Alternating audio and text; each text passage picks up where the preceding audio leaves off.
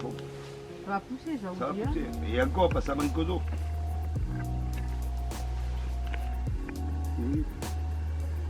Ah, mais c'est pas. Récolte du jour. Oh, ils sont jolis tes concombres.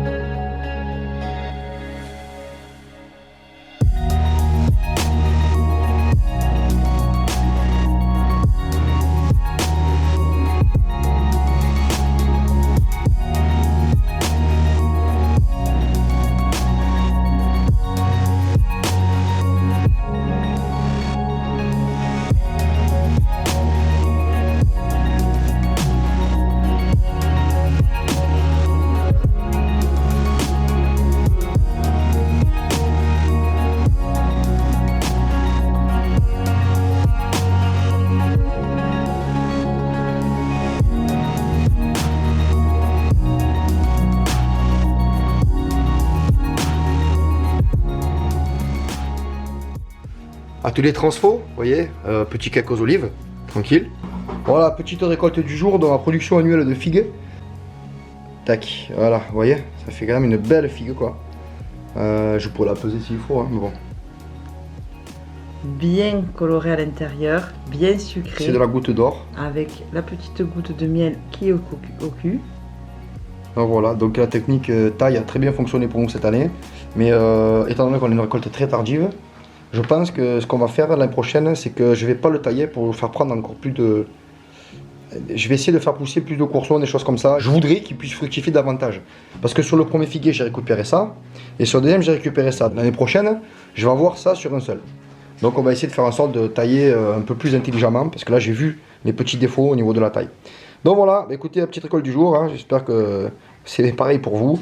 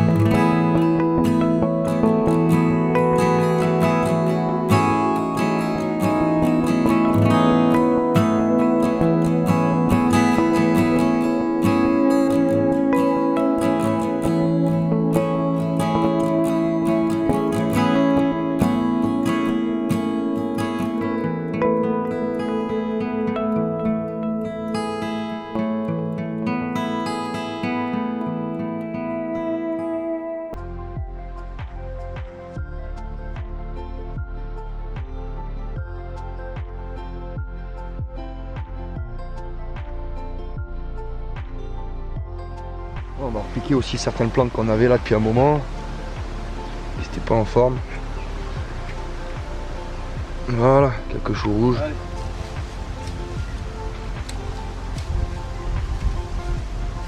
Une bonne terre fine là. Alors tu disais? Pour moi, la richesse d'un sol, elle passe d'abord par la richesse des allées. Parce que les allées, elles se modifient d'une année à l'autre. Et pendant les hivers, on enrichit les potagers. Si pendant les saisons, on enrichit les allées, le travail, il a 50% fait quoi. Les allées riches, très important. Je vois des gens qui construisent en dur et qu'ils gardent l'allée toujours la même pendant 1 an, 2 ans, 3 ans, 4 ans, 5 ans. C'est pas bon, ça fait des strates, ça crée des zones tampons étanches où la vie ne circule pas de l'un à l'autre, c'est trop tassé, c'est trop. Petit carré de navet, il est fait là. Donc pour deux, il y a quoi? Pour deux, j'ai mis. Il y a quoi? Il y a 1,2 m, il y a 3 mètres carrés quoi, ça suffit. Alors, là tu prépares. Alors là c'est juste un petit rectangle. Ben là c'est encore une micro-zone qui est très bien protégée, qui est très fertile, tu vois, il y a beaucoup, c'est foncé Ouais. quoi. C'est vrai que c'est très joli. Et là ben, je vais juste planter deux lignes de radis. Hein. Je vais faire plusieurs variétés, donc 2 petites lignes comme ça suffit pour en manger une trentaine, une quarantaine déjà, il y en a assez. Après les radis, il faut pas en faire des planches et des planches parce qu'après il faut pouvoir les manger quoi. C'est pas un truc qu'on arrive à manger tous les jours à tous les repas. Et puis l'avantage c'est que comme on vient de rentrer dans l'automne, donc vous voyez il y a quelques feuilles mortes qui viennent de tomber juste à peine. Ça commence. Ça commence. Petit noyer pour l'année prochaine. Il est Ça, magnifique, il a 1 an. Hein, même pas. on les garde, voilà, on les garde 1 an en observation comme ça. Ça c'est en fait c'est des galeries. Il y a les mulots qui passent, ils mettent des. Et puis ça pousse. Alors on les garde 1 an. Puis ensuite eh ben, un gros trou profond. Là il faut faire un trou d'au moins 50-60 pour pouvoir chercher la racine, on les repique. Et ils repartent sans problème. Donc ça c'est les noix que je vous ai montré tout à l'heure qui sont d'un gros calibre mais pas les énormes quoi. Voilà, ben même technique hein. Allez, je vais pas m'embêter. Il y a très peu dans un sac comme ça. Il y a 2 grammes. Hein. Ce qui fait à peu près 200 graines quoi. Et puis c'est pareil, ça date de 2011. Voilà, allez. Hop. Mettre ça dans ma poche. Je sais pas qu'est-ce qu'il a ce petit chat là, mais on dirait il cherche quelqu'un. Hein. Ouais. Et lui en plus il vient pas nous voir. Allez c'est parti. Quelque chose de léger. Hein.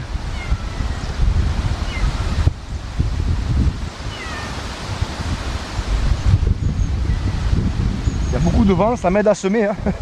Ah oui là. Je sème un peu de partout, mais bon, voilà. Voilà, c'est semé. Allez, je recouvre un petit coup. Donc avec la même technique que tout à l'heure. Voilà.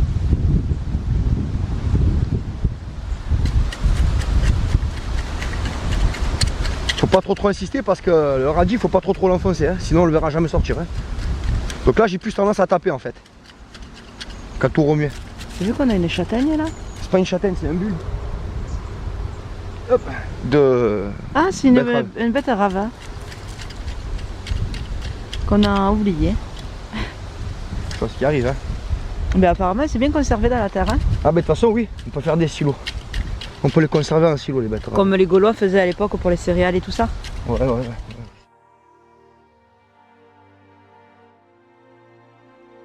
Donc là on va vous montrer les asperges qu'on a plantées donc cette année. Vas-y l'ermite. Début de saison, on est venu planter ensemble. Hein. De toute façon, oui, il y a encore plein de. C'est encore riche, il y a encore de la paille. Et voilà ce qu'elles ont donné, première année qu'elles sont là, donc on a planté les griffes cette année. Et donc ça c'est des graines. Voilà, c'est les graines, elles ont la taille qu'une aspergerie de 2 ans quoi. Elles sont magnifiques. Hein. Et on se faisait un peu de soucis parce que c'est vrai qu'elles ont été tardives à sortir. Hein. Très tardive. Voilà, c'est pareil, c'est un vieux paquet que j'ai retrouvé dans ma voiture. Vraiment en avoir l'habitude parce qu'on ne les voit pas tomber là. Donc vous voyez, là-bas c'est là où on a mis les épinards. Ici on met les navets. Et ici c'est là où on a fait les radis. Sortir ma petite. Voilà. Hop, son petit outil. Là je vais juste taper un peu, les graines sont toutes petites. Hein.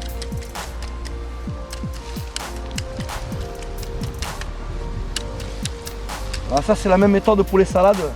Quand vous faites les salades, vous tapez comme ça aussi pareil. Hein. On tape juste comme ça suffit, et ça va sortir de partout.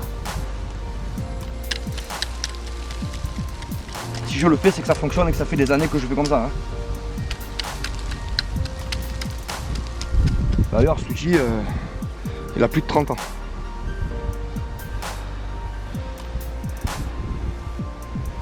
Ça date de quand j'étais enfant, mon grand-père qui faisait jardin avec.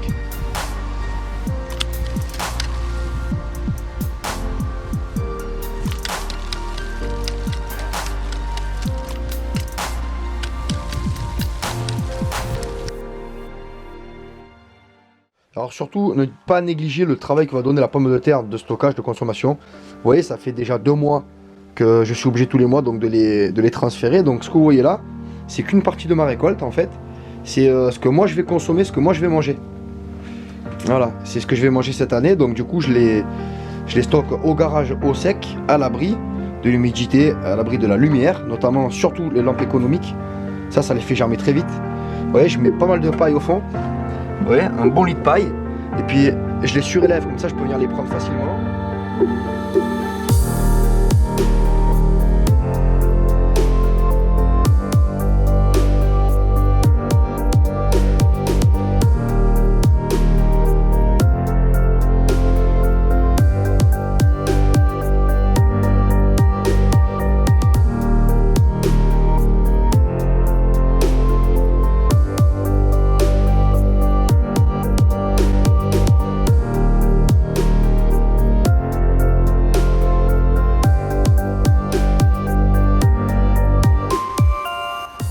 Voici donc dernière récolte de courgettes, hein, fin octobre. Vous voyez, on a des spécimens qui sont très gros, très beaux. Donc ça c'était juste une longue jaune qui a bien poussé. Donc vous voyez, certaines sont pour la semence, comme par exemple celle-ci. C'est pour la semence, pour faire de la soupe, hein, c'est très bien. Là et là, voilà. Après au niveau longue, celle-ci elle est pleine, mais elle donnera aussi de la très bonne semence. Vous voyez, la peau, cac, ça reste quand même tendre, vous voyez. Donc ça s'épluche bien. Et ça va se conserver pendant tout l'hiver, ça. Donc voilà, hein, les courgettes, vous les faites mûrir jusqu'à atteindre ces choses-là. Et du coup, vous pourrez passer l'hiver avec, à côté de vos courges. Voilà, hein, j'espère que vous avez fait aussi belle récolte. Vous voyez, on récupère tout ce qui est les dernières courgettes, les dernières curcubis. Vous voyez, ça fait... Ah, je vais vous montrer quelque chose. J'ai galéré pour l'enlever. Hein. Regardez, je vais vous montrer quelque chose là. Vous voyez, on a l'impression qu'il est tout moisi, qu'il est fini. Alors qu'en fait, non, regardez. Vous voyez, on y frotte, ça part. Ne vous trompez pas, c'est bien le temps qui fait ça, c'est le climat qui fait ça. Ça met une espèce de mousse dessus, mais le produit en lui-même, il n'est pas touché. Voilà, belle récolte là encore. C'est aussi la bonne période, vous voyez, par exemple, pour faire entrer un peu des pailles sèches comme ça, là, celle de l'année dernière. Il est des stocks. Là, bon, c'est quasiment prix coûtant, là, j'ai payé 50 centimes la botte, quoi, du coup. Alors on prépare l'hiver, on fait état des stocks un peu. Vous voyez, ça va se garder tout l'hiver, là, il n'y a aucun problème. Ce qui est un peu vert, donc ce qu'on va manger en tout premier, c'est tout ce qui est vert. Tout ce qui est vert, comme ça, il faut le manger en premier. C'est ce qui va se conserver sur 2 mois à peu près. Hein. Une belle courgette comme ça se conservera pendant 2 mois. Voyez, regardez ce qui se passe là. Hop, on commence à réussir à avoir des germes sur les petites vitelottes. Et première fois aussi, parce que bon, c'est le temps qui veut ça, regardez, je sais pas si vous voyez, mais il pleut quoi, il pleut. On a aussi des germes sur les patates douces de partout. J'en ai jamais eu avant. Là j'en ai compté 6-7 des germes, vous voyez. Là c'est un germe ça. Pour la patate douce. Donc imaginez bien qu'avec cette période et le temps qu'il fait en ce moment, il y a tout qui germe quoi. Regardez, tout germe. Hein. Ça c'était pour l'hiver, ben, ça a regermé. Les patates elles se remettent à germer instantanément. Les grosses comme les petites d'ailleurs. Donc ça tous les mois, il faut venir dégermer obligatoirement. Hein. Si vous n'enlevez pas, vous allez avoir des gros problèmes. Vous voyez, ça va commencer à partir comme ça là. Et c'est pas bon ça.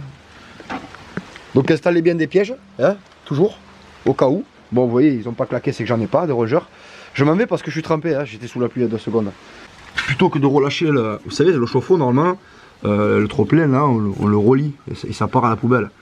Et bien vous voyez, moi je remplis un seau comme ça, complet de 20 litres tous les 15 jours à peu près, et je m'en sers pour l'eau des plantes quoi. Donc ça fait de l'eau gratuite, hein, voilà, au lieu de la jeter, j'ai simplement foutu un seau, voilà, clac, et puis comme ça je peux tout récupérer. Voilà, c'est une bonne astuce, je me sers pour arroser mes plantes d'intérieur, tout ce qui est plantes vertes. C'est comme ça chez moi tout le temps depuis le début de saison quoi. Il pleut sans arrêt. On va pas forcément s'en plaindre, mais c'est qu'on peut pas travailler dehors quoi. Petite astuce concernant un garage ou grande ouverture à fermer.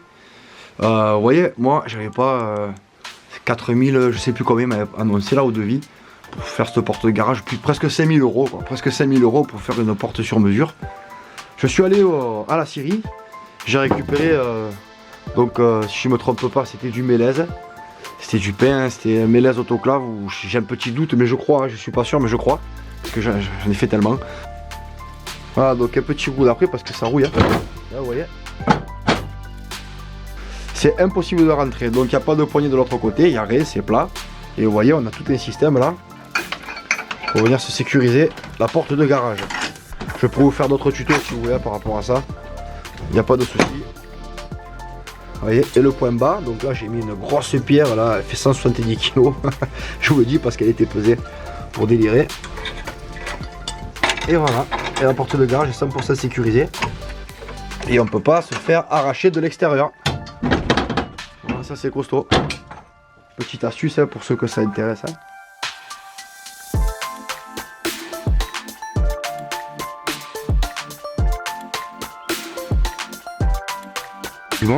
Donc si on regarde attentivement, ils sont tous divisés en deux quoi, tous. Là pareil, là pareil, là pareil, on le voit bien. Là la même. Hein. Là, il n'y a pas très longtemps, c'est tout jeune. Hein. Donc il faut commencer à venir désherber, hein, obligatoirement. Ça va très très vite. Hein. Vous avez vu si elle n'a pas pris cette ligne de poireau? Regardez. Surtout qu'ils sont très très jolis, ils commencent à grossir au niveau du fût. Ils ont un très joli fût. Après il faut pas trop qu'il fasse humide à fond longtemps parce que... Alors ben voilà, nous c'est pour ça qu'on en a certains qui sont comme ça, parce que pendant bien 3 semaines il a fait que ça, pleuvoir froid. Tout le temps ouais. Et ça c'est... compliqué. Quand vous voyez, donc vous voyez les fûts là, comme ils sont très jolis, c'est de bon calibre. Ça veut dire que ça va encore grossir. Ouais. Et quelques chaleurs là, tu vas voir un peu les poireaux qui va y avoir. Et que là, on va avoir de belles récoltes pour cet hiver pour pouvoir faire de belles soupes. Alors ce que vous faites, vous prenez des feuilles, le tapis et vous le mettez dessus. Surtout pour les grosses là, tout ce qui va être les courges, les grosses courges là. Ne les laissez pas traîner par terre, surélevez-les du sol avec une cagette ou quoi que ce soit, parce que c'est par là qu'elles pourrissent. Et si vous pouvez les tourner un peu, ça évite qu'elles soient vraiment aplaties. Est-ce que c'est pas joli ça? Orange vif comme ça, presque rouge, voire rose.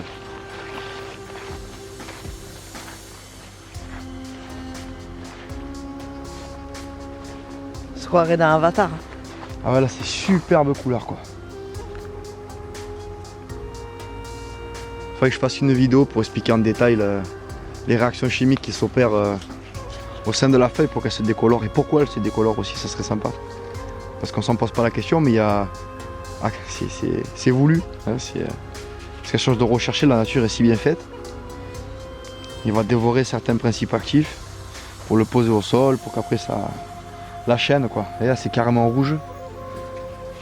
C'est super beau quoi. On peut mettre en contraste, hein, je sais pas. Blanc-rouge.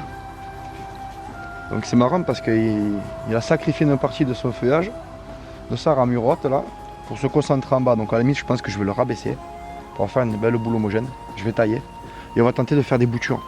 Et celui-ci là c'est pas pareil. C'est vrai que quand on vit dans une forêt, l'automne, même si vous avez un petit peu froid, tout ça, ça devient votre saison favorite, oui, parce que les couleurs c'est incroyable. Sont tellement magnifiques. T'as vu le début de chlorose là on voit? Ouais. Et hop, là c'est la fin. Il y a 2-3 jours elles étaient toutes comme ça quoi. Et là elles sont devenues rouges quoi. Bon alors ça mes chers amis c'est la défaite de l'année.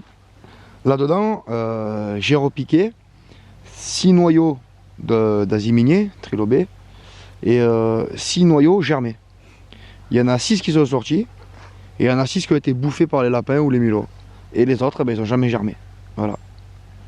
Donc j'ai réussi à en faire germer dans la serre, dans des substrats contrôlés, dans des pots. Alors je vous donnerai un conseil, c'est plutôt de faire, voilà, semez-le dans un pot quoi. Parce que là vous voyez j'en ai perdu 12 noyaux pour rien. Et c'est vraiment dommage parce qu'ils étaient jolis, ils étaient à peu près grands comme ça, là, avec une petite feuille, une tige solide. Et maintenant je suis arrivé, il n'y avait plus rien du tout quoi. Puis ça coûte assez cher. C'est pas donné, ouais. Maintenant ça a bien diminué quand même hein, les graines. Après il ne faut pas oublier non plus qu'on n'a pas un sol à aziminier. Ah oui, ça c'est sûr. Ouais. On n'a pas le principe du champignon dans le sol. On n'a pas, voilà, on n'a pas son champignon favorable quoi, avec lui. C'est pas fait pour être cultivé en France. Oui. Mais on peut réussir à faire de belles cultures quand même. en milieu contrôlé. Voilà. C'est d'ailleurs pour ça que quand vous achetez des graines un petit peu bizarres, qui vous donnent envie, tout ça, eh ben, Des variétés, ouais. Mais c'est vrai qu'au début, on part sur des variétés locales. Et une fois que tout ça est installé, on commence à faire venir un petit peu de choses un peu moins endémiques, quoi, un peu plus exotiques. Comme moi, là, par exemple, j'ai commencé à rentrer les kakis, les choses comme ça. Mais au départ, je suis parti sur des pommiers, des prumiers, des cerisiers, noyers, bah, voilà quoi. Voilà. Ça, c'est un repiquage de noyer de l'année dernière, ça. Vous voyez ? Donc c'est un noyer qui a 1 an maintenant.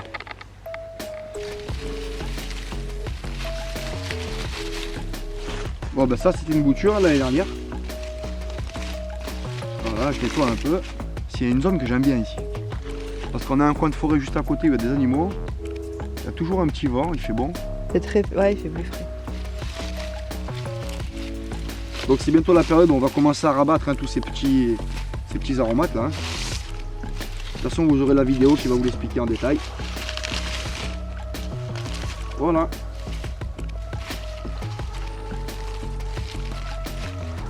Ah, pour ceux qui ne l'ont pas vu, regardez la litière dans quoi j'ai planté. Vous voyez? Du vieille tuile. Et pour la fraiserie, on m'a posé la question, je vais vous le montrer tout de suite, c'est la bonne période. Alors regarde, je filme juste ici. Voilà comment ça se passe. En fait, bon, mis à part que j'ai des noyers qui vont repartir, vous voyez, si je les laisse là, hop, je vais avoir le plan. Ah oui. Et il peut pas percer parce qu'en fait, en dessous, on a une bâche professionnelle. Elle est déjà vieille, hein. Et vous voyez, elle est très dure, elle est solide, elle est pas du tout décomposée. Par-dessus ça, j'ai de la plaquette. Alors on va expliquer pourquoi on a fait ce choix.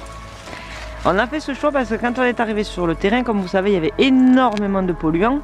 On a dépollué le terrain. Et qu'est-ce qu'on a trouvé sous la terre? Une bâche professionnelle. Une bâche professionnelle.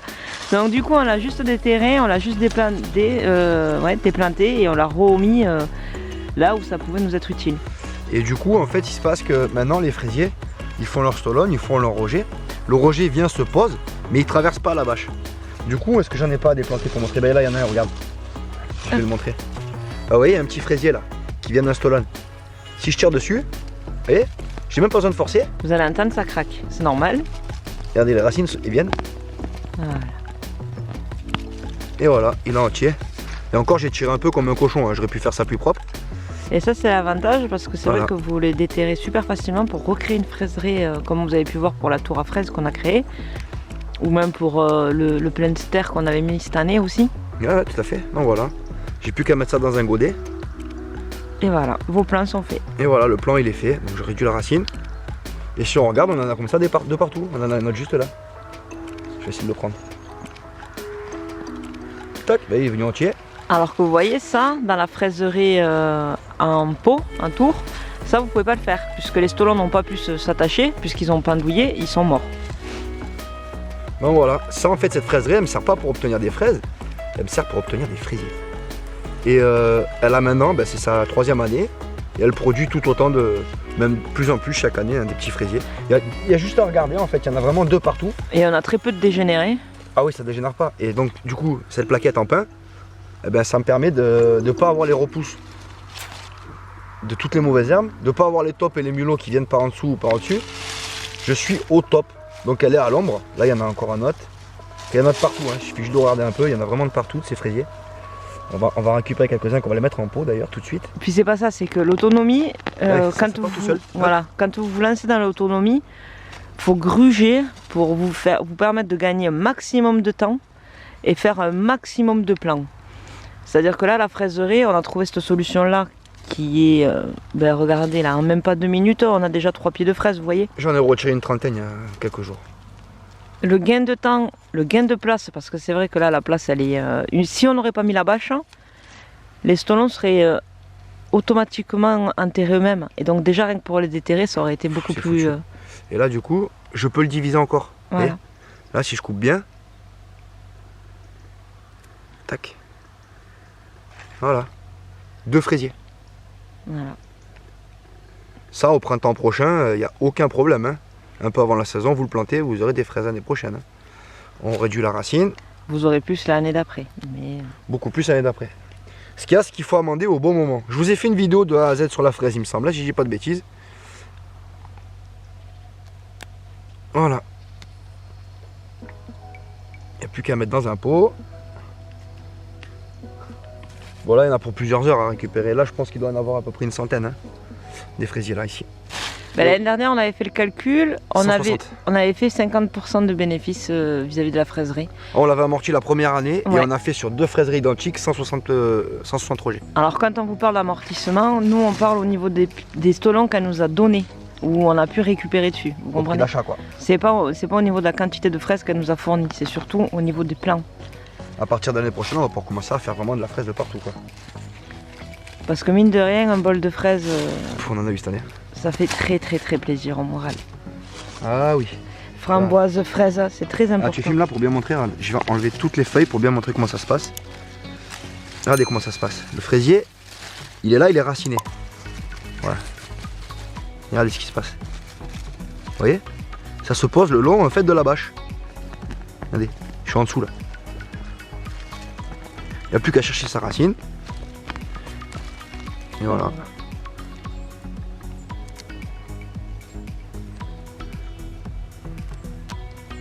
Voilà un nouveau fraisier quoi. Je vais même y réduire un petit peu son tapis de racines là. Très très bon. Voilà, c'est juste pour vous montrer la petite astuce qu'on utilise ici parce que c'est vrai que c'est plusieurs fois qu'on me pose la question. Et non, je n'achète pas les fraisiers, j'ai acheté une fois. Et depuis, je les multiplie comme ça. Donc j'ai bien pris des fraisiers remontants. Hein. Et aussi, j'ai déjà tenté des semis de fraises en pot. C'est quelque chose qui foire assez facilement quand même. Hein. C'est assez Quand tu compliqué. parles de graines, Ouais, j'ai même essayé avec des graines direct sur les fraisiers. C'était un C'est peu très compliqué. compliqué, Ouais, hein. c'est compliqué. Ouais. comme le raisin en fait. Hein. C'est très compliqué. À partir de pépins, ouais. Il y en a encore un autre. Il y en a vraiment de partout cette année. C'est pas infaisable, mais c'est compliqué. C'est long et compliqué. Il y en a vraiment de partout cette année. Quand on voit combien ça coûte, on est content de faire ces économies là. Parce que mis bout à bout, Ben, quand tu regardes les 6 fraisiers, je crois que c'est 3,90. donc elle se renouvelle. Et on dit que quand elle produit beaucoup en plein soleil et bien nourrie, il faudrait la changer tous les 5 ans. Parce qu'elle se met à produire moins. Donc je suis pas tellement d'accord avec ça parce que mon grand-père cultivait les fraisiers et d'année en année il faisait ce que je vous montre là. Et on a toujours eu des fraises, hein, de tout temps que j'ai connu cette maison et ce jardin, on a toujours eu de la fraise. Sans pour autant qu'il y ait besoin de la racheter quoi. Voilà, allez il y en a 10. 10 sur même pas un mètre carré, je suis sûr qu'on en oublie plein, hein, il y en a plein encore. Hein. Il n'y a qu'à regarder, il y en a un autre là. Allez, qu'est-ce que t'en penses? On en a assez, j'en prends un de plus ou deux? Non? Oh, c'est bon. Allez, on va planter cela. Voilà,